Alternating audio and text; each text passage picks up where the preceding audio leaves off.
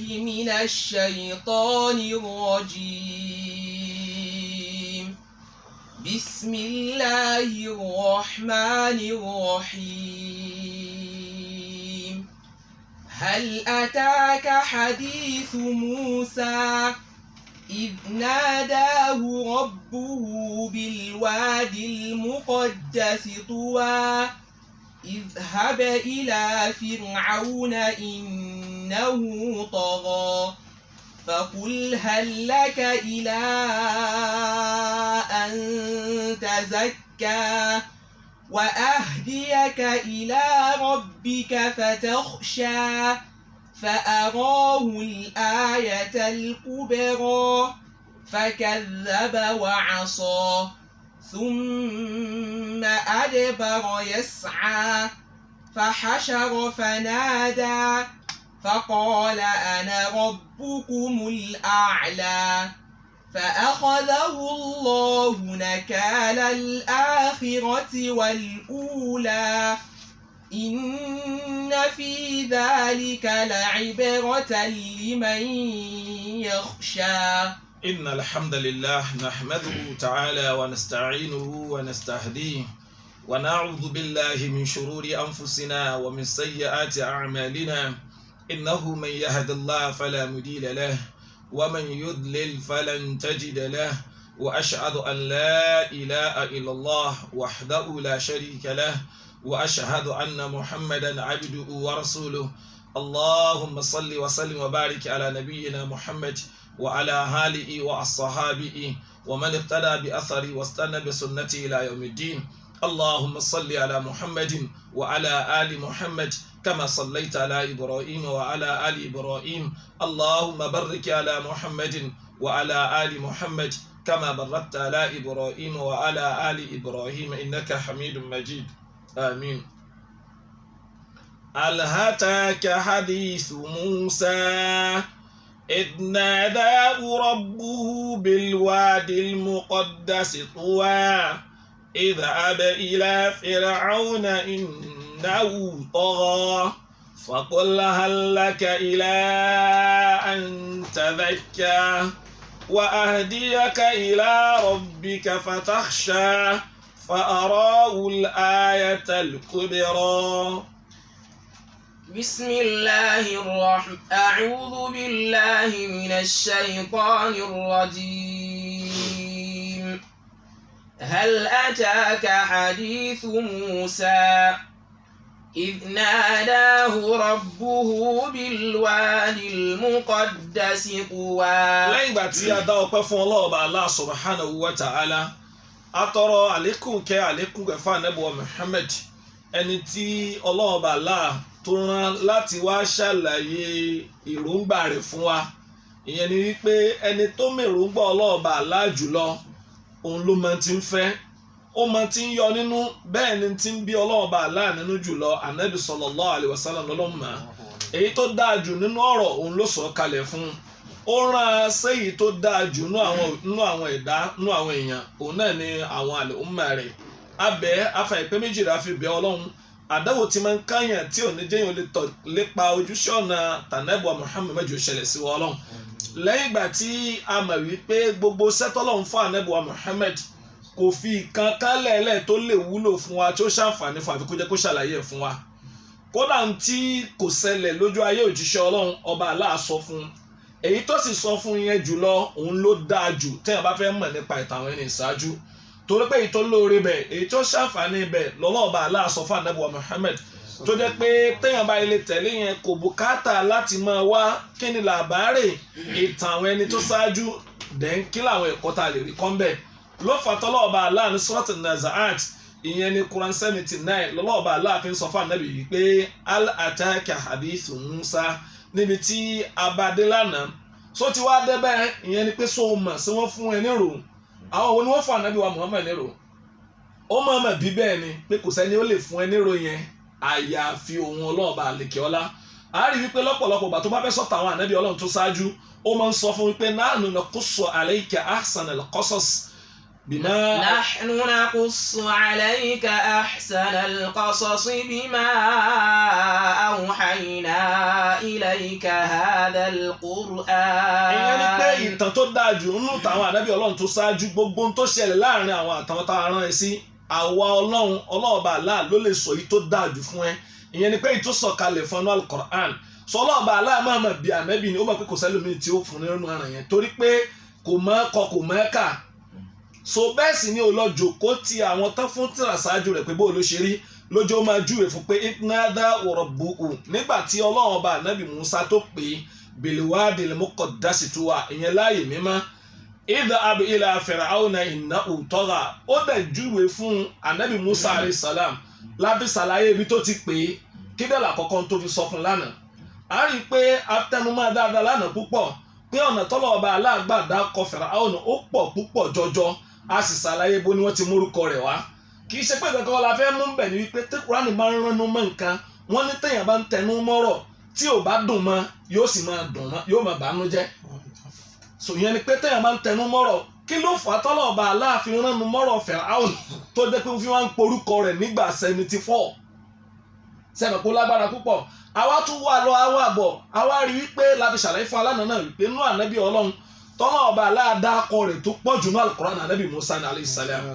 so kò ń ṣe torí kankan ànábì Muhammad ó dákọ rẹ̀ lẹ́ẹ̀mẹ́rin ló kọ pọ́nbélé ó pè ní Ahmadu lẹ́lẹ́karùn ló bá tán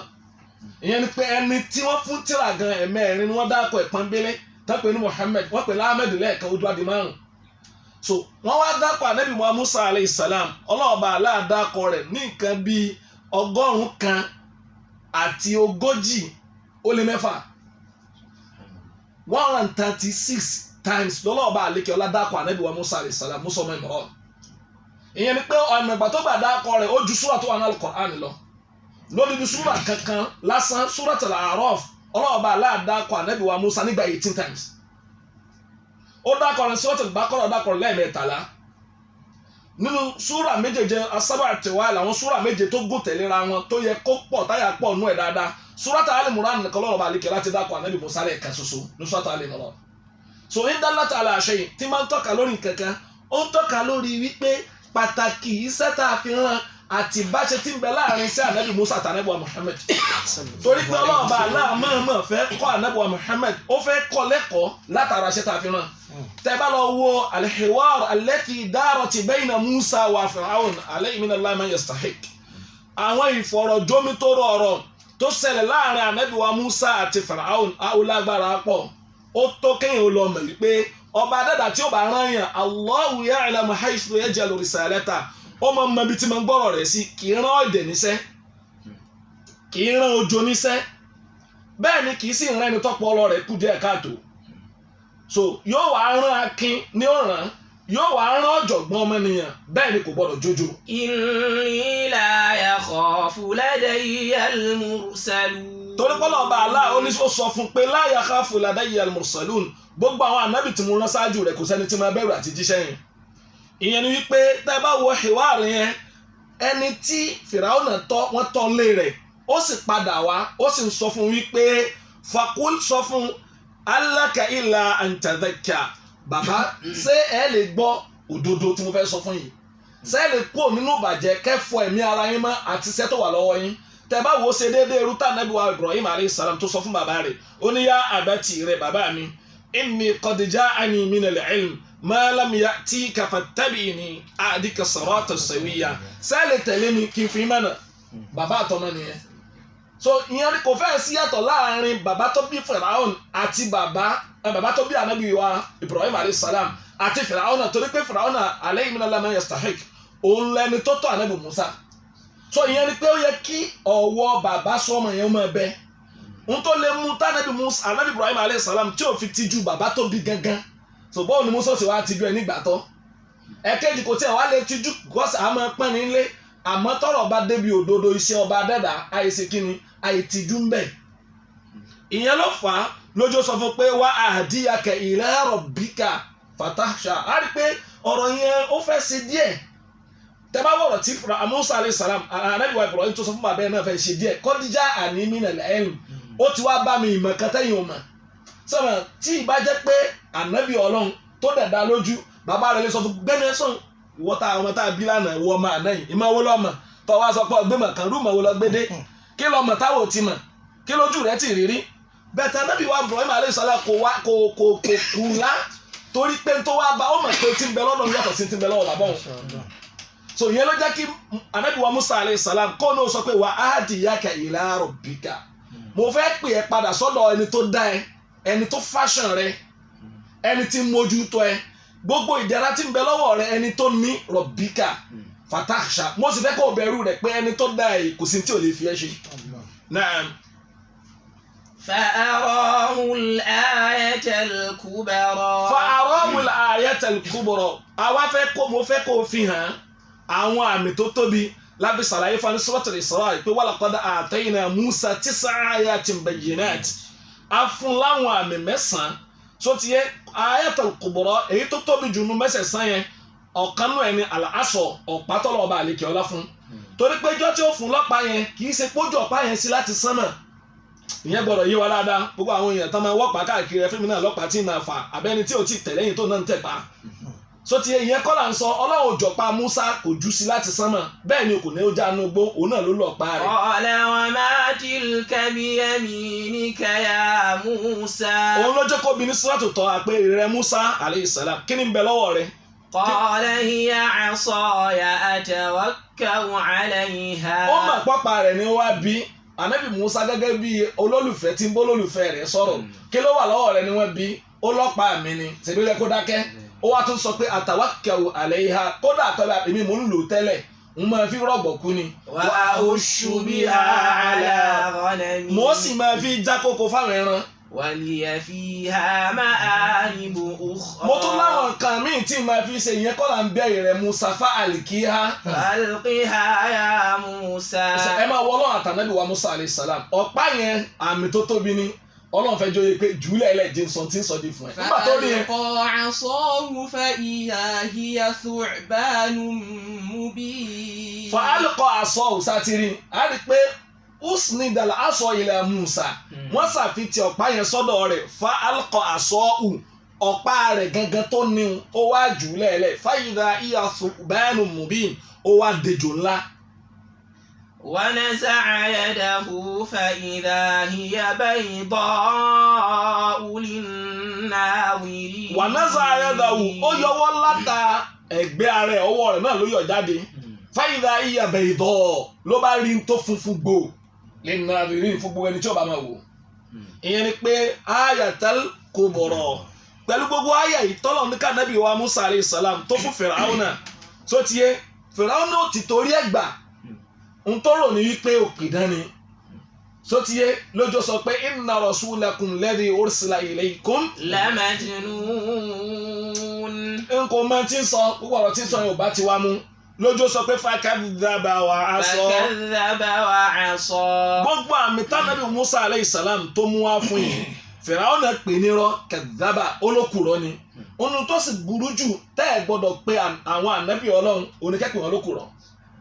ìyẹn ló fà ọmọ ń yà wá lẹ́nu púpọ̀ gbogbo àwa tí a sọ pé àgbà nẹ́bì gbọ́ ọ̀rọ̀ mọ́sí wa ló kùrọ̀ o tí ò bá sì yàn ló kùrọ̀ mọ́sí wa ní mùnáfíkí torí pé mánà ashhadu anna Muhammad rasulullah ìtumọ̀ rẹ̀ gángan ó ní tasdiqu fima akhbar kágbà lódodo lórí tí máa ń sọ fún wa wa ta'atu fima akhbar ẹlẹ́ẹ̀kejì fima abara wàtọ̀ àtú fíìmà àmàrọ̀ àmà tẹ̀lé lórí tó bá pa wá láṣẹ sótìyé wàjìtìnàbù mà náà àmì wàzájàrọ̀ gbogbo ntí ẹni bá ló ń gba àṣàhádù anna Muhammad àwọn ẹ̀ka mẹ́rin tí ó máa bẹ pẹ̀lú rẹ̀ nìyẹn ìyẹn ni pé yóò gbà lódodo gbogbo tí máa ń sọ fún pé n tó mọ̀ tí mò ń sọ fún ẹ òdodo ni ajẹ́ gbogbo ohun tá ànábì bá mú wá fún àtàwọn ànábì tó ṣáájú ó yé wa kò yé wa àmọ́ tẹ́lẹ̀ àmọ̀dí tó wà pẹ̀lú rẹ̀ àbá àmọ́ àgbọ̀rọ̀ pé nírọ́ a sì gbọ́dọ̀ fi ọ̀rọ̀ wọn wé gbogbo ọ̀rọ̀ ẹlòmíì gbogbo ọ̀rọ̀ ẹni tó yàtọ̀ sáwọn ànábì Ọlọ́run la lè pè nírọ́ gbogbo ọ̀rọ̀ ẹlòmíì tó yàtọ̀ sáwọn wo ànábì Ọlọ́run la lè pè nírọ́ ọ̀rọ̀ tẹ́ ẹ sọ yìí èmi ò tí ì lè gbà á ọ̀ǹtì tí fi rẹ́rì ọ̀ǹtì tí fi dánwò kí n tó wá mọ̀ ọ̀rọ̀ àwọn ànábì Ọlọ́run kọjá ẹja dánwò bóyá òdodo ni àbí kì í sòdodo so gbogbo tó bá ti wá ní ká kú òǹdí rẹ̀ a ní béèrè pé kí ló dé tẹ̀ fi ní àmọ́ sí eléyìí àwọn ànábì Ọlọ́run torí pé a ti pè lánàbì ashhadu anna Muhammadan rasulullah àwọn alápè lójíṣẹ́ alájẹ́rìí a jẹ́ pé tá a bá ti gbà a jẹ́ pé a sọ pé n tá a gbà yẹn àgbà mọ́ ìmọ̀ kó jẹ́rọ́ ìmọ̀ ká máa ṣe ìméjì lórí ẹ̀ eléyìí tó wá gbẹ̀yìn inú ẹ̀ka kẹrin rẹ̀ ni pé wa alla yu'badallah illa bima sha'a àwa gbọ́dọ̀ sin èèyàn kan a gbọ́dọ̀ sin Allah a gbọ́dọ̀ jọ́sìn ọ̀nà kan àbí kejì gbà jọ́sìn fọba tó dá wa àyàfi tá ànábì bá ṣe lófin fún wa tí bẹ́ẹ̀ ni yorùbá ti pé a jẹ́ pé irú ẹ̀ ìmọ̀ kadhaba ìmọ̀ kó pọ̀rọ̀ ànábì nírọ́ tó tiẹ̀ wà á sọ àbí kó ṣe kíni àbí kó kọ̀ fàkẹ́dàbà wà á sọ méjèèjì ló pé sára Fáráò ó pè é nírọ́ ó tún wá ní tó sọ yẹn mi ò yapa ẹ̀ mi nígbà. Thumma adbara yas'a. ibi tá a dé gangan náà nìyẹn summa ń bọ̀ wá pẹ́ díẹ̀ ó wá ṣe mutomuto ó kẹ́yìn sí kí ṣe kó dìde bó dàga àdìbáràn ó rí rẹ̀ pé ìrẹ̀ Musa tẹ́ bá lọ wo ìwáàrú tó lọ láàrin ànábì wa Musa alayhi salam ó lágbára púpọ̀ ó pẹ̀yìn dà summa yas'a ó wá lọ pèyàn lé lórí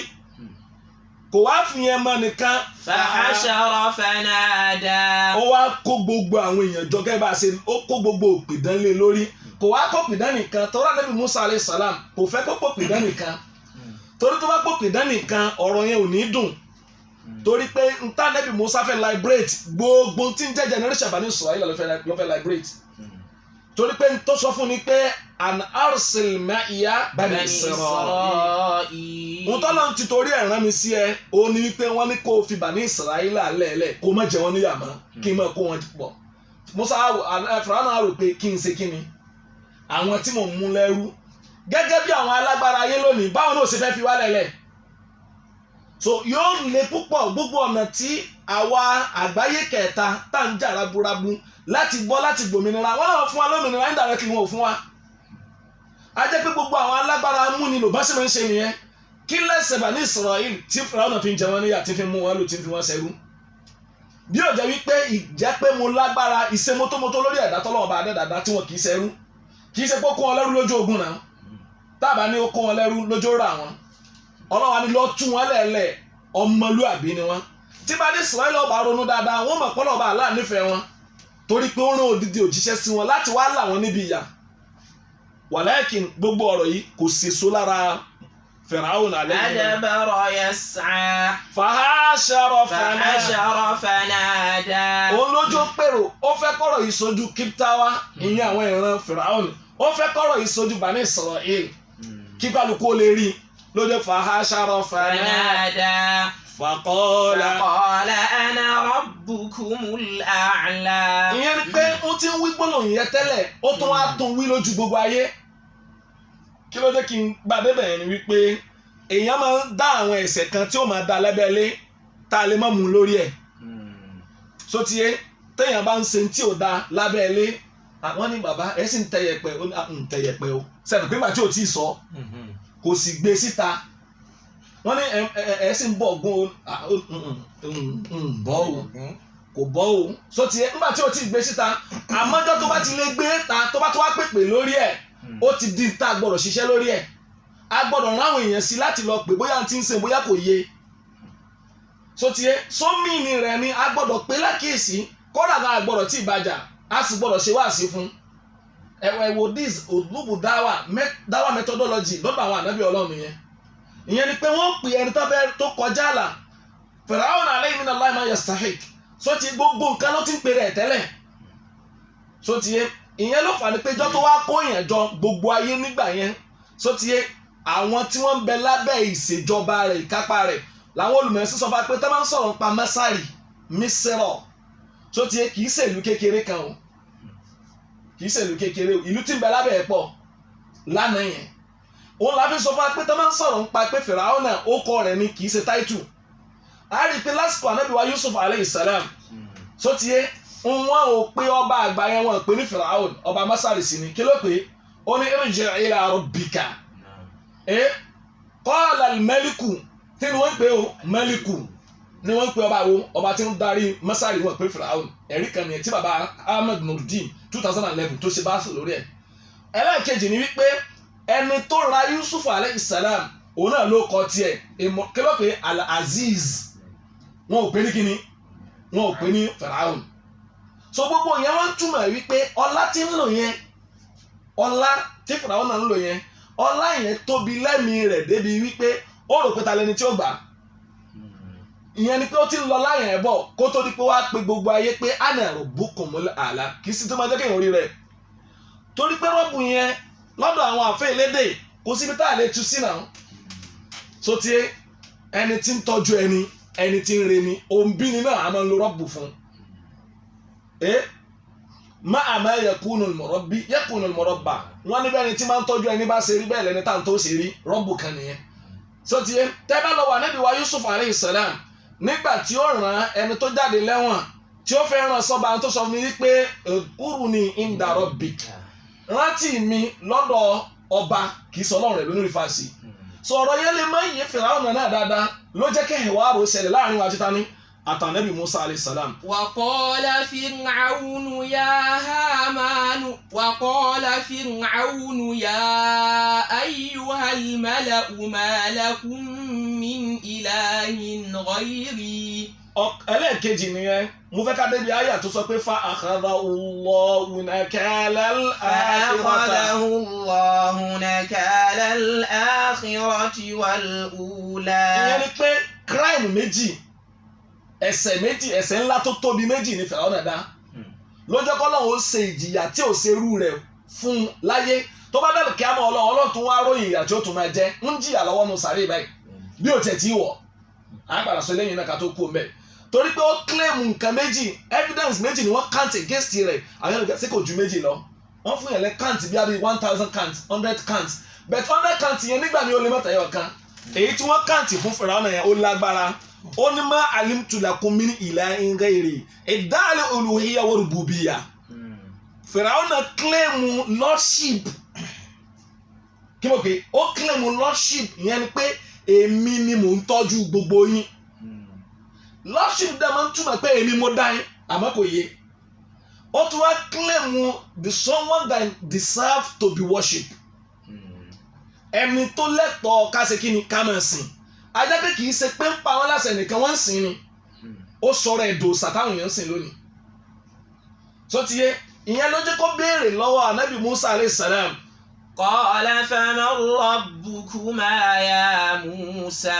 ọlọ́run mi tó tiẹ̀ ń sọ yẹn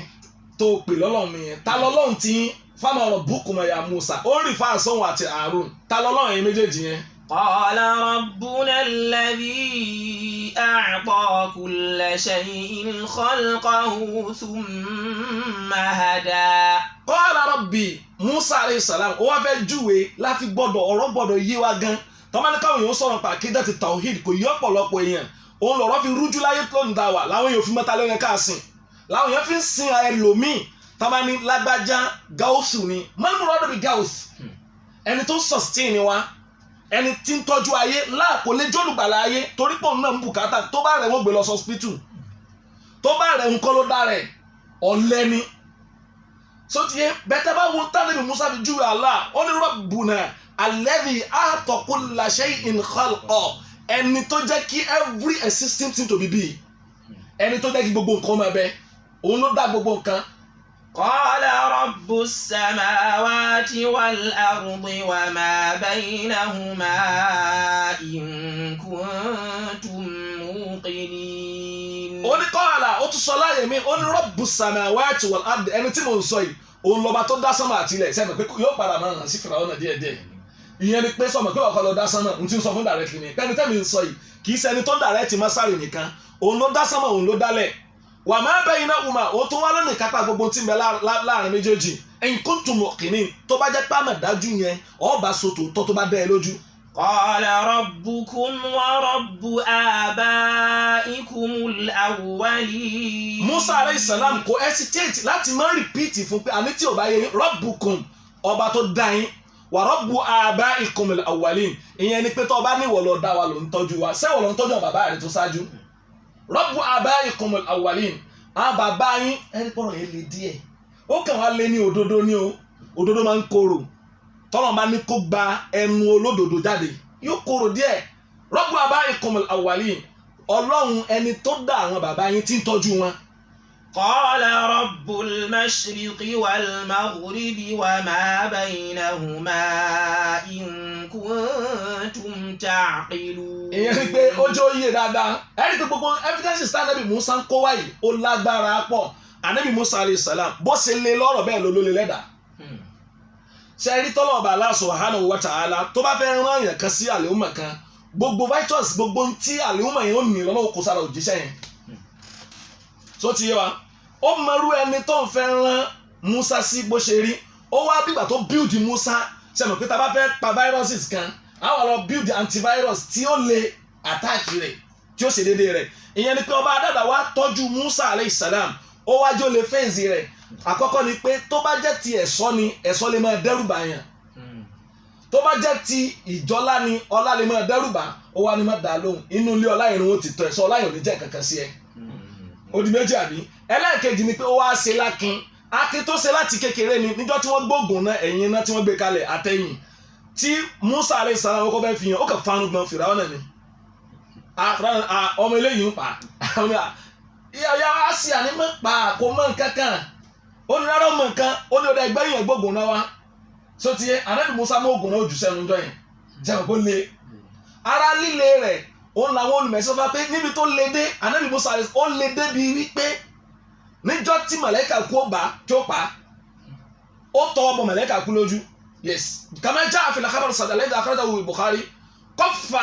àyìnà malakul maut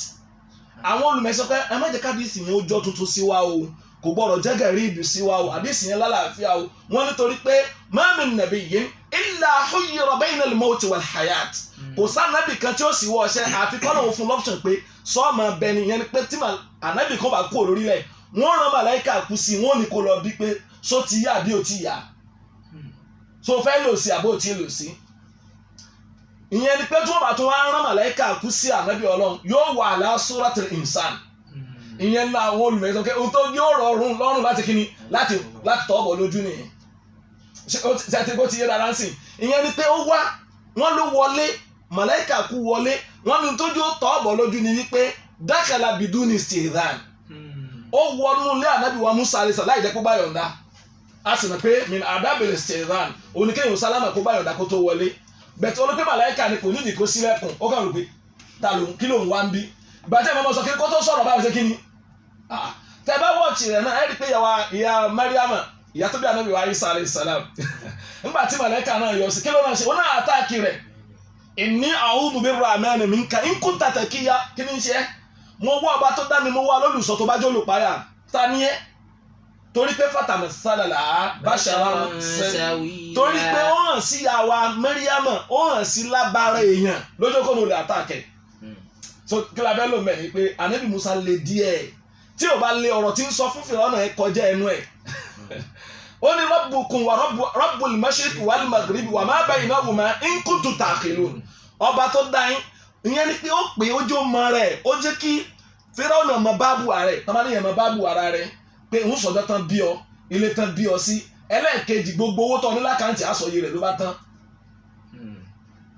ẹ mọ̀ pa pínpín nù apọn ṣe kí ni apọnpin ẹ rí i pé téèyàn bá capture àwọn ọlọ́lá wa láyé ní ìsìnbọ̀ ọlọ́run tiẹ̀ mú ọkọ̀ gbogbo anú àgò kálukú bá ń bẹ tí wọ́n bá capture àwọn kan ní ẹ lọ gba travelling passport rẹ̀ ẹ ṣe kí ni ẹ gbà lọ́wọ́ ẹ̀ ló bá tán tí o bá ti síyàn báyìí apọnpin nù ìyẹn ni pé ànábì Musa ó gba travelling passport lọ́wọ́ Fáráò náà bó ló ṣe gbà á ó ní Rabbul mashriqi wal maghribi masárì nìkan ló ní ẹni tí mójútó ibùyọ àti ibùwọ̀ oòrùn àti tí ń bẹ láàrin rẹ̀ nǹkan tó ta àkìlẹ̀ tó bá pẹ̀yìn bá yẹni tó lè núrò nù ìyẹn ni pé ẹ̀mọ́ tí ń lọ ní ibùyọ̀ ń sìn. فأخذه الله نكال الآخرة والأولى. nínú ẹ̀ṣẹ̀ tó tóbi jù oníkẹ́yìn ó claim the lordship of the world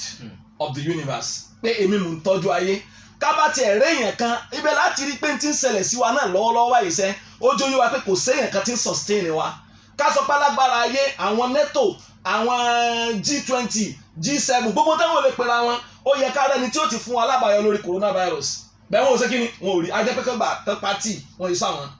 wọn ò tó dá wa bèlè pé wọn mójútó wa tọ́mọ tó dá wa ní àbọ̀ tó mójútó wa ni wọ́n ti fún wa látijọ́ ibi òní máa pa wọn ò ní tí àmẹ́lé àwọn ẹ̀dá òní ẹ̀mí òní máa bọ́ lára wa bí ṣe ń bọ́ lára wọn yẹn a rí i pé ọ̀rọ̀ yẹn ìyẹn ni pé ntọ́lọ̀ ọba aláàkóró ojú sí tó lè pààyàn nítorí ẹ̀ òun ni kéèyàn sọ pé òun lọ́lọ́run ó máa ń yà mí lẹ́nu púpọ̀ àmọ́ ọ̀rọ̀ Yorùbá kò gbọ́dọ̀ dùn wá púpọ̀ torí pọ́rọ̀ tí Yorùbá máa ń sọ ńgbà mi gbogbo ẹ̀ náà kọ́ ló yé Yorùbá máa ń pè rẹ̀ lórìṣà Yorùbá máa ń pè rẹ̀ ní òrìṣà àkúnlẹ̀bọ Yorùbá máa ń pè rẹ̀ ní igbákejì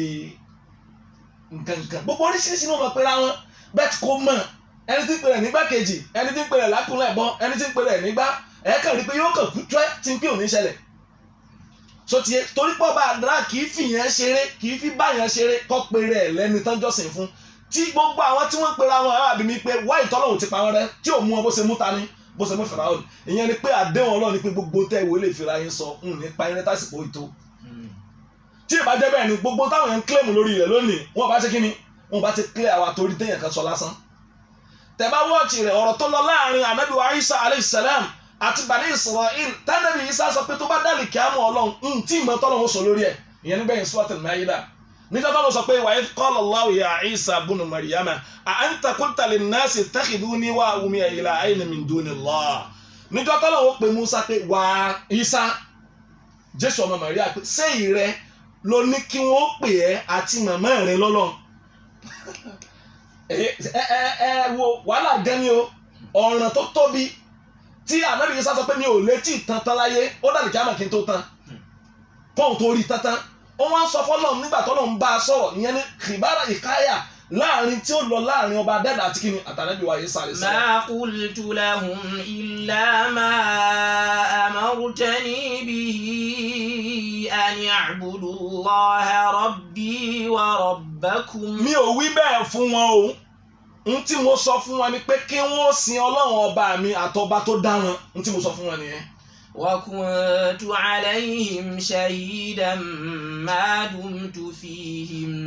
mi ò lẹ́lẹ́rìí mi àmọ́ mo lè jẹ́rìí ara mi láàrin ìgbà tí mo wà pẹ̀lú wọn. فلما توفيتني كنت أنت الرقيب عليهم. àmọ́ ìgbà tó kùn mí lórun tó gbé mi lọ sánmà èmi ò mọ ohun tí wọ́n ń sọ yẹn wọ́n sọ lẹ́yìn mi ni wọ́n ló sì mọ tí ń lọ. وأنت على كل شيء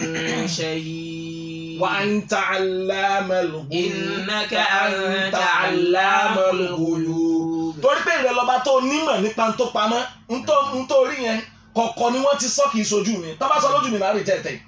kò sí gbàgbọ́ tánàbí Ìsá alayhi salam tó gbà kéèyàn pè lọ́mọ àbí kó gbà kó pè lọ́wọ́ ló jẹ́ ó sọ yí pé ó wá fẹ́ fúnra rẹ̀ ní ozuru excuse àwíjàre wọn jọ ọba dẹ́dà ó ní tó bá jẹ́ wípé wọ́n bá sọ bẹ́ẹ̀ ẹ̀ńtò azibuhum fa innahum ibaduk. tó bá jẹ́ pé tí wọ́n sọ yẹn irú tó fẹ́ jẹ Fíráúnà níyà sí yìí tó bá pọ̀ náà ti lẹ́tọ̀ọ́ síbẹ̀ ẹni bá pèrè ẹ̀ lọ́lọ́run àbó pèèyàn kan lọ́mọ Ọlọ́run tó bá jẹ wọ́n níyà fa innahum ibaduka irú rẹ̀ ni wọ́n ṣe. wa in taghfir lahum fa innaka antal azizul hakim. wa in taghfir lahum tó bá wá foríjì wọn ẹ máa wò kan o tó bá foríjì wọn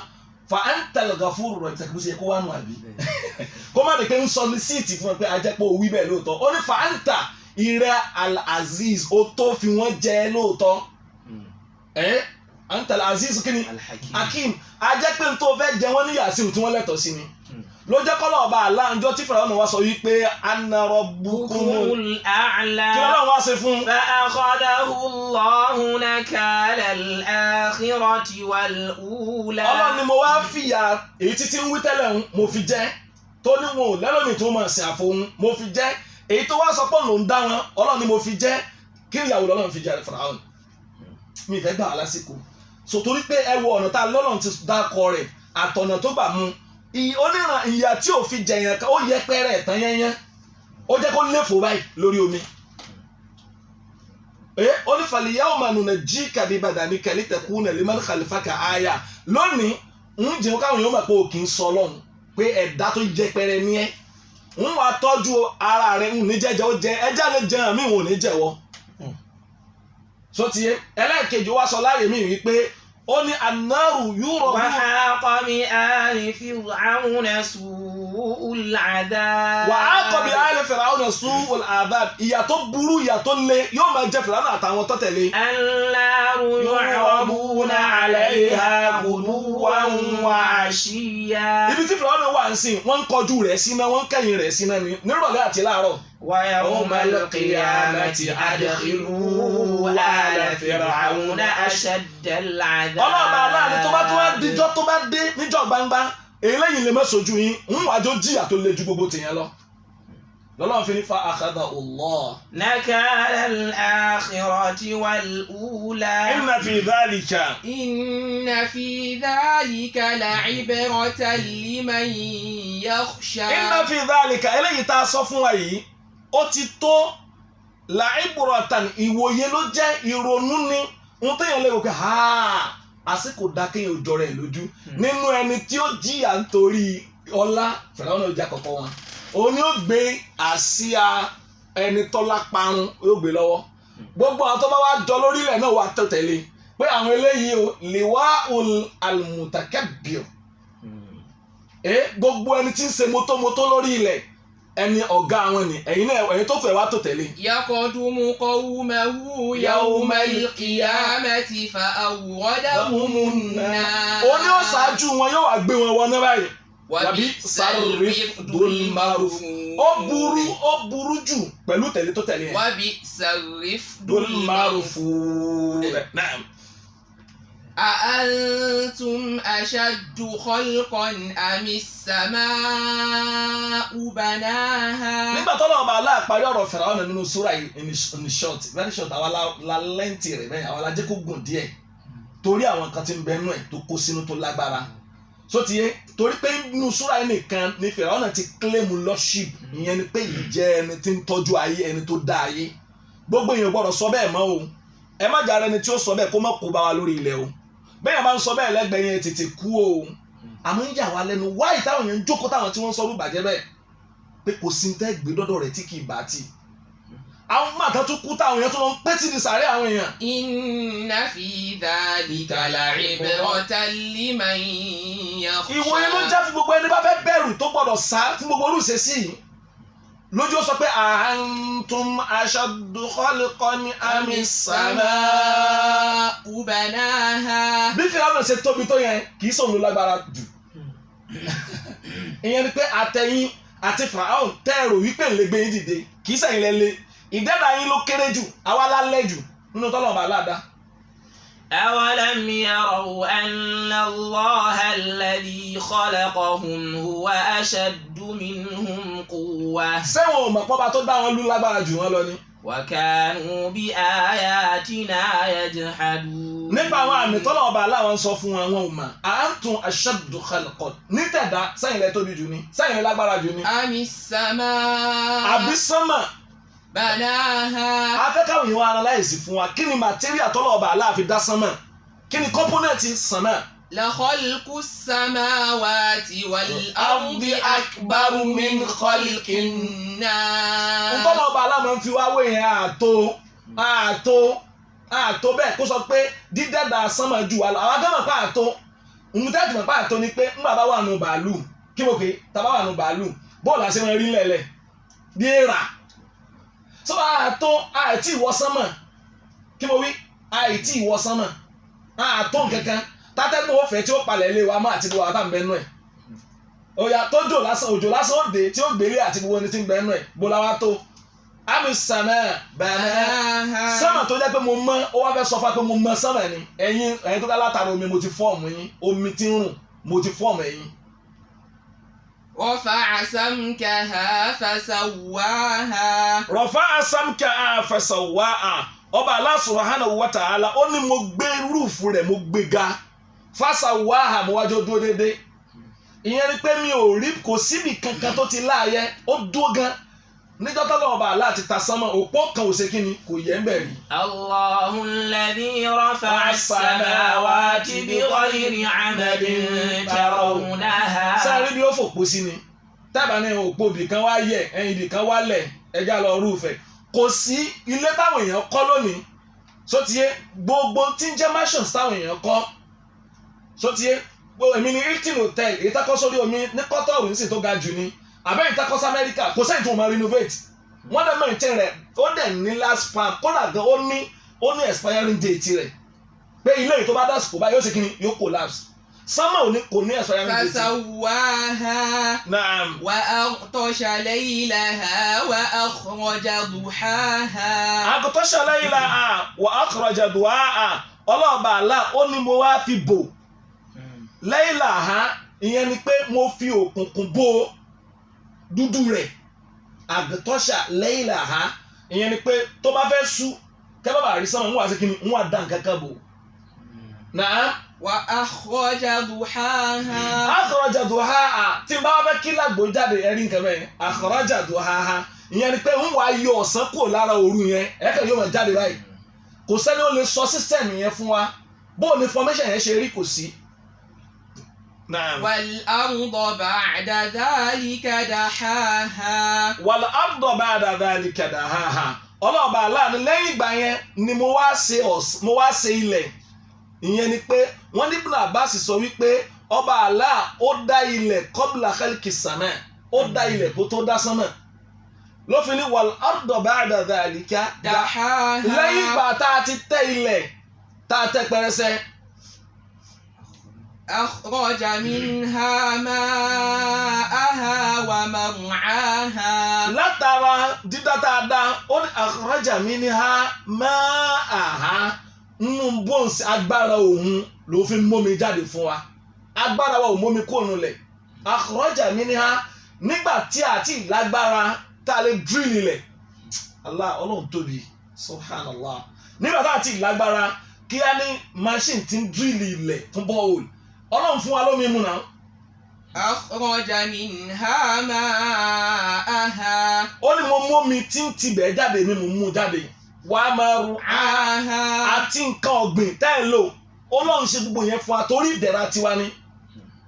والجبال أرساها. kí gbádùn yẹn ó lè pin torí pé mo tẹ́ kó má bàa máa ṣéèkì waljibala arsaha mo wá fi òkè ṣe ìkan fún ìyẹn ni pé kó má bàa mì látara àánú tọ́lọ̀ ọba aláàánú lọ́wọ́ lára wa ni èèyàn máa ń gbalé èèyàn máa ń initiate company èèyàn máa ń dábì kálẹ̀ ẹlẹ̀ tẹ́lẹ̀ pé èèyàn kan ni ó jẹ́ pé òun ni ó jẹ́ consultant ẹ̀ wọ́n wàá máa sọ fún pé ẹ wá o ń tẹ́ ẹ bá wa kọ́ àgbádùn rẹ̀ o torí pé níjọ́ ni a discover wípé ẹgbẹ́ bì kan ń jò àwa rí i pé ń ṣéèkì àìmọyelé tó wọ́kọ́ tọ́ta ni pé ń ṣéèkì ọ̀nà àdáwó náà à ní láti dáwó àkàtà láti fi kólọ́mù àti pílà sínú ẹ̀ ni kò sẹ́ni ó complain sánmà àbílẹ̀ fọba tó dá wa láti tó ti dá wa. والجبال أرساها. gbogbo ń tá bùkátà lórí ilẹ̀ lọ́wọ́ Allah fún wa. متاعا لكم ولأنعامكم. ayú àdàhùwà ọlọ́run gbogbo tí mo ṣe sórí ilẹ̀ àti tí ń bẹnu sánmà mata'an lakum ìgbádùn tí yín ni o ولأنعامكم. àtàwọn dábàá yín nǹkan ọ̀sìn yín mata'an lakum ìyẹn ni pé ó rọrùn kọ́nà ọba Allah dá wa kó wá dá dábàá fún wa kó wá dá wà ní ká máa ṣe tí wọ́n máa jẹ ìyẹn ni pé àbùkátà ti wá tí dábàá ó jẹ tá a bá ti ń sìn báyìí tí ó jẹ níwájú táwa ó máa ń yà mí lẹ́nu wípé àsìn dábàá tá a bùkátà most of the tí dábàá ń jẹ waste wa ni àwọn olùmẹ̀sìn wa sọ wípé wáyé tọ́lọ̀ ọba Allah sọ pé mata'an lakum tá a bá ní mata'an lakum nǹkan ìgbádùn tiwa sí àwọn àlùjànnú náà wà nù ẹ̀ àwa rí pé wáyé tí ó sọ pé mata'an lakum wal jinn àtàwọn àlùjànnú àwa rí wípé àwa la nígbàdùn orí ibẹ̀ jù lé kí ló jẹ́ kó sọ bẹ́ẹ̀ ni wípé kullu ma yu'kal al-jinnu kana min bawakil insan gbogbo tí àlùjànnú ń jẹ pátápátá nǹkan tá a bá jẹ kù ni yes kí mo pè é tá a bá jẹ kù ni Ànábì sallallahu alaihi wasallam ó ní tókèlè bá bọ́ lọ́wọ́ yín báyìí tókèlè bá bọ́ lọ́wọ́ yín báyìí ó ní ẹ̀ tó píìkì rẹ̀ ẹgbẹ̀rún ẹ̀ẹ́dẹ́gìnì ẹ̀jẹ̀ padà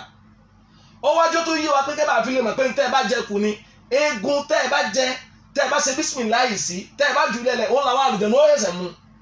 ó tún wájú yé wa pé níbi táwọn ń da ẹ̀gbin tiwa sí ibẹ̀ ni wọ́n ti ń lò ó yá mata'an lakum wájú ni. ولأنعامكم. ẹni tó ṣe nǹkan ìgbádùn fún wa téèyàn bá ṣaláìsìn ó lẹ́tọ̀ọ́ kẹ́niyàn ó jìyà bí ò lẹ́tọ̀ọ́ rẹ̀ فإذا جاءت الطامة الكبرى. èsì gángan nìyẹn pé tí ngbà mo ṣèdẹ̀ra fún yín yẹn tẹ́ ẹ̀ bá ti gbà فإذا جاءت الطامة الكبرى nígbà tó bá wá dé جاءت ساعة القيامة ọjọ́ àsìkò ọjọ́ àlùkìyàmà الطامة الكبرى ìyẹn ni pé ó ní ìṣẹ̀lẹ̀ tí máa borí gbogbo ìṣẹ̀lẹ̀ aburú tó tóbi àtọ́mà tábà ní nǹkan tó tọ́mà ó borí ìyẹn ni pé nǹkan tóbi wàhálà tí ó ṣẹlẹ̀ kò sí wàhálà tí ó máa bẹ pẹ̀lú èèyàn tí ò ní borí ẹ̀ dáhùn. والساعة أدهى وأمر. والساعة أدهى torí pé àsìkò ọjọ́ àlùkìyàmà àdàhà òun ló burú jù. وأمر. وأمر òun ló tún wá le jù nù tí máa ṣẹlẹ̀ síyàn tí wàhálà bá kàn yàn kàn sìn tọ́ máa rò pé kí ló ṣẹlẹ̀ wọ́n ní táyà ló bẹ̀rẹ̀ ibi táyà ló bẹ̀rẹ̀ lápẹ̀ yá máa lọ. ẹ ti gẹ̀tẹ̀ ìyẹn ni pé ẹ má jà káwọn olè tó bá wa ń bí o ìyẹn ni pé ó lè le ju kí ni táyà tó bẹ́ lọ. àmọ́ jọ́nà gbogbo tọ́mọnìyàn máa pè ní wàhálà tí sáà bá ti dé òun ó borí gbogbo wàhálà tí ń bẹ ńbẹ̀ ni. يوم يتذكر الإنسان ما سعى. ọlọ́ọ̀bà Allah subhanahu wa ta'ala ó wá fẹ́ júwe níbi tí wàhálà yẹn ó dé ìyẹn ni pé wàhálà yẹn ni ó sọ gbogbo ọmọnìyàn di ẹni tí ó máa rántí gbogbo ohun tó ṣe. ṣé ẹ ti gẹ̀ wọ́n níjọ́ tí àwọn tí wọ́n jẹ́ expert nípa criminology àwọn tó lọ study criminology tó ti yẹ tó bá gbàyàn mú báyìí yóò wá máa kà wọ́n ní tó ti ọ̀ràn tó dá tẹ́lẹ̀ tí wọn ò bí yóò sì máa kà. يتذكر الإنسان ما سعى. lójú ó lo yàtàdákẹ́rù kò sọ pé yàtàdákẹ́rù ó fẹ́ kọ̀ ọmọnìyàn ó máa rántí máa sàá ń tó ṣe ṣáájú. يوم يتذكر الإنسان وأنى له الذكرى. ọlọ́run aṣọ láàyè mi pé yàtàdá yóò rántí lóòótọ́ àmọ́ rántí yẹn wà anna lahu kayfa yanfa'uhu tilka dhikra. bóòlù rántí yóò ṣe ṣe láǹfààní kò lè ṣe láǹfààní náà torí pé ó kàn rántí ni yóò máa ń lè inú sí lóòótọ́ o ẹ pé yorùbá ní ẹni yàgbẹ́ ó ti gbàgbé sọ́tí ẹ àmẹ́ni kò lè ṣe kí ni kò lè gbàgbé yóò tí wọ́n rántí pé sọ́ọ̀bù nípa yàgbẹ́ sí náà mo yàgbẹ́ lò ìjọ́ tí ìrẹ̀ bá wá yọ yóò jẹ́ mo yàgbẹ́ lóòótọ́ máa sa wàhálà tó ṣe láyé iṣẹ́ tó ṣe tó kù díẹ̀ káàtó yóò rántí. وبرزت الجحيم لمن يرى. وبرزت الجحيم لمن يرى. ọlọ́ọ̀bà aláwa ní àwa múna jahim nínú àwọn ọkọ̀ tí náà ń jẹ́ nìyẹn برزت الجحيم iná jahim àwa mú jáde. لمن يرى. fáwọn tí ó rí ìyẹn ni pé àwa kan ò ní rí لمن يرى fẹ́ni tó fẹ́ rí pé iná tẹ́wọ̀ ní o ọlọ́run mọ̀jà rí náà o mọ̀jà tọ́ o májà wọ náà ká tó wà lè jẹ́ náà abẹ́ náà àfàyè pé méjì rẹ̀ àfi ń bẹ̀ ọlọ́run ó ní àfin náà yẹn hàn wọ́n sẹ́yìn mọ̀ pé ó máa ń le púpọ̀ tẹ́wọ̀n bá ti lápèjúwe wọ́n máa ń pè àwọn iléèbó máa ń dásà kan pé ká má ti láti inú fry pan to the fire tẹ́wọ̀n bá ti inú fry pan to the fire ó lágbára pọ̀ so ìyẹn ni pé o lè má mọ̀ tó bá jábọ́ látòrí fry pan sẹ́yìn kó kàbọ̀ inú náà ló wà tẹ́lẹ̀ already bẹ́tẹ̀ lẹ́yìn wọ́n kọ́kọ́ dáná yẹn tí ó máa wò sẹ́kẹ́ ìyà yẹn lágbára púpọ̀. نعم. فأما من طغى. فأما من طغى gbogbo ẹni tó bá kọjá àlà ọba àlà tó ṣe bí Fìràwọ́nà yẹn sẹ́kẹ́ tó lọ Fìràwọ́nà yẹn فأما من طغى gbogbo ẹni bá ṣe irun tí Fìràwọ́nà ṣe yẹn. وآثر الحياة الدنيا. orí tó ń fi jẹ́ Fìràwọ́nà níyà ni wípé آثر الحياة الدنيا ó gbọ́lá fún sẹ̀mí ayé jàlọ kìámà lọ. bal tuthiruna al-hayata ad-dunya kí náà ń pè ní ìsàrọ̀ ìyẹn ni pé kẹ́yìn ò gbọ́lá fún kó gbé títóbi kó bá bàrà ń tí ò tó nǹkan lórí tó tó nǹkan ìyẹn nípa gbogbo wa lọ ń sìn o. ìyẹn ni pé kí al-hayata ad-dunya. ká má ní ayé nì gbogbo ẹ̀mí àti ẹ̀dá àdìjọ bí wa sọ́tìyẹ tẹ́yà bá gbé kọ́ọ̀pù tíì tí ṣúgà pọ̀ nú ẹ̀ sìn tábàdà mọ́ mú yóò ara ẹ má gbà lọ́wọ́ mi o ẹ má gbà lọ́wọ́ mi o ẹ má gbà lọ́wọ́ mi o ó ní máa ń ṣe mí láàánú pé ọlọ́run fàyè ìsàdánwò fún wa abẹ́ kó là wá bí àdánwò ayé yìí èèyàn máa mu ọtí yóò máa mu bíà alẹ́ alùpùpù bíà tí sì ń mu yẹn ni ó pa á indirectly so tiẹ̀ dòní níbi tílẹ̀ mọ́ sí lónìí wọ́n tún sílẹ̀ bí àlọ́wọ́ àtàrà àyà ó ní àṣàyè ká tó sọ̀run ẹ dápọ̀ ayé wo ní ṣe ń bí eléyìí adùndà àwọn yẹn sì jòkó díẹ̀ wọ́n jòkó nídìí bẹ́ẹ̀. wa athara al-hayata ad-dunya. ẹja bí wá níbi èrè òun kí ni ó tó gbọ́lá fún láyé yìí mo tó bá máa mẹ́ni lọ́wọ́ téèyàn kì í fi lẹ̀lẹ̀ lèyìn máa rò pé ó yẹ ká gbọ́lá fún un pé tẹ́bà pa mí ẹ̀ pa mí nítorí eléyìí so ẹ sọ fún mi àwọn èèyàn bá débi wípé ó jalè ó kówó so tiẹ̀ owó yẹn kò sì ní ná yóò wá jìyà nítorí ẹ̀ ọ̀tọ̀ náà tí ó nà. fa innal jahima hiya al-ma'wa. fa innal jahima hiya al-ma'wa irú ẹrú bẹ́ẹ̀ ibi tí ó padà sí ẹni tí ó kójọ ibi tí ó dé sí onínà jahim. wa amma man khafa maqama rabbihi wa naha an-nafsa 'anil hawa. wa amma àmọ́ o ẹja lọ rò dáadáa o ìdàkejì ni ẹ. man khafa maqama rabbihi. gbogbo ẹni tí máa ń bẹ̀rù pé ń dùn wájú ọba tó dá mi rojọ́jọ́ kan. man khafa maqama rabbihi. gbogbo ẹni tí máa ń bẹ̀rù yawma yaqumu nnasu li rabbil alamin. níjọ́ tá a dùn wájú ọba tó dá wa pé ń sì dùn wájú ọlọ́run rojọ́ a jẹ́ pé tó bá jẹ́ pé ní tí mo ṣe èmi kọ́ ni mo sọ ń sọ pé yẹn kọ́ tó bá jẹ́ pé kẹ́ ẹ wá pa nítorí rẹ ni mo gbọ́lá ìbẹ̀rù torí ijọ́ tí ń dúró. man khafa maqama rabbihi. yóò páyà ọlọ́run maqama rabbihi pé àní dúró. wa naha an-nafsa 'anil hawa. ọlọ́ọ̀bá aláàsítẹ̀tì nínú àyà yìí àwọn ẹwà méjì tó tóbi téèyàn lè fi lè ráyé gbé kí lẹ́wà àkọ́kọ́ al-khawfu minal jalil ìbẹ̀rù ọba tó dá wa tó tóbi thumma tarkul hawa al-muhlika ká jìnnà sífẹ̀ẹ́ ẹnu tí máa pààyàn run torí pé tẹ́ bá wò dáadáa gbogbo tí ń pa àwọn èèyàn lónìí ìfẹ́ ẹnu ni o ego kí n kọ́ wò pé n tí mo fẹ́ èmi tí fìràwọ̀n tí ego bá fẹ́ pa fìràwọ̀n ni ó ní wa qala Fir'aun ya amanu bini li sarhan la'alli ablughul asbab. ó kọjá là wọ́n sọ fún wọn pé ìwọ kọ́ ló dá sánmà kí ló yẹ kó ṣe ó yẹ kó dákẹ́ náà ó wá ní mi ò gbà Musa wọn kílẹ̀mù pọ̀bà kan wà ń sánmà tó wà ń sánmà àmì nígbà ìrẹ́ àmànà mo fẹ́ kó o máa kọ́lé ń sìn. فأوقد لي يا هامان على الطين فاجعل لي صرحا لعلي أطلع إلى إله موسى وإني لأظنه من الكاذبين. ṣe ẹ̀rí bọ́ọ̀rọ̀ yẹn ò yé kò gbà náà ó ní mo fẹ́ lọ bá ọlọ́run Musa lé. لعلي أطلع إلى موسى. mo fẹ́ lọ wò ó ó fẹ́ lọ wo ọlọ́run Musa. هذه دلالة أخرى على أنه سبحانه وتعالى موجود دائما في ذات العليا فوق 7 سماوات. àyà yìí náà ń fi rìnlẹ̀ pé ọba tó dá wa òkè sánmà keje ló wà. Fìràwọ̀n náà kọ̀ǹfàmù bẹ́ẹ̀. sọ ti yé àmọ́ tí máa pani lẹ́rìn tí ń ṣe ní lẹ́mọ̀ ní wípé ó ní bá ń gbé àwọn màtíríà kan àwọn irinṣẹ́ kan àwọn àmọ̀ kan mo fẹ́ gbé àwọn kankan mo fẹ́ gbé sórí àmọ̀ ẹ dákọ̀tà ló la àmọ̀ tó bá gùn kí ni ó ṣẹlẹ̀ sí àmọ̀ tí ìsòun lónìí. nàám ìyẹn ni pé àwa ẹ̀gò ló pa Fìràwọ̀n èmi mo tó báyìí ìfẹ́ nú ni. ونهى النفس عن الهوى. gbogbo ọjọ́ tí ipò àti mo tó báyìí bá fẹ́ máa gbé ni ó yẹ kéèyàn rántí ọba tó dáni tó gbé ni sípò yóò wá jẹ́ ìhòsè mẹ́dọ̀ ẹ̀yin lẹ́ni gbogbo ẹ̀ àtẹ̀gbọ́ àtòrò rẹ̀ ẹ̀yin lẹ́ni o ara ò kéèyàn sọ pé èmi kọ́ ni mo ní o lillahi mulku samawati wal ard kó sọ fẹ́mi ara ẹ̀ kó wá sọ fún mi pé ẹ má tàn mí o ọlọ́run ló ní kápá sánmà àti ilẹ̀ kì í ṣe mí o pálọ̀ yàrá mi méjèèjì èmi gan kọ́ mo ní o ìjọ tíjọba bá dé tó bá ní òṣìṣẹ́ ọ̀fọ̀ olórí rẹ̀ wó palẹ̀ mọ́ ilé yẹn o.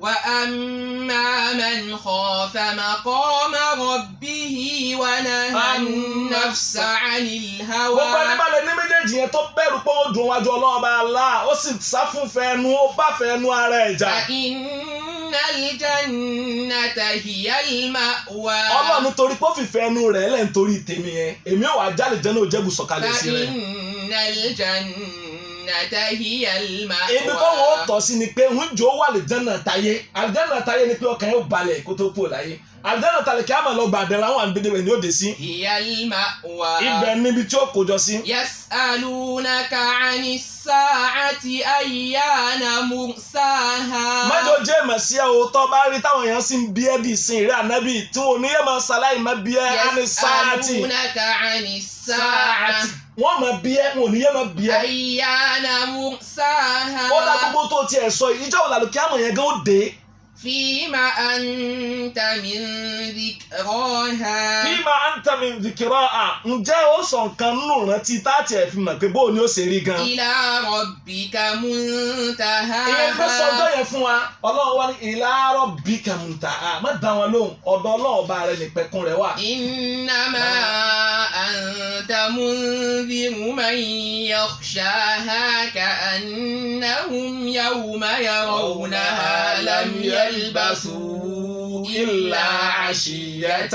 أو ضحاها. هنا مدرسة محمد رسول الله. اللهم اغفر لنا ذنوبنا وإسرافنا في أمرنا وثبت أقدامنا فانصرنا على القوم الكافرين. سبحانك اللهم وبحمدك أشهد أن لا إله إلا أنت أستغفرك وأتوب إليك. سبحان ربك رب العزة عما يصفون والسلام على المرسلين والحمد لله رب العالمين.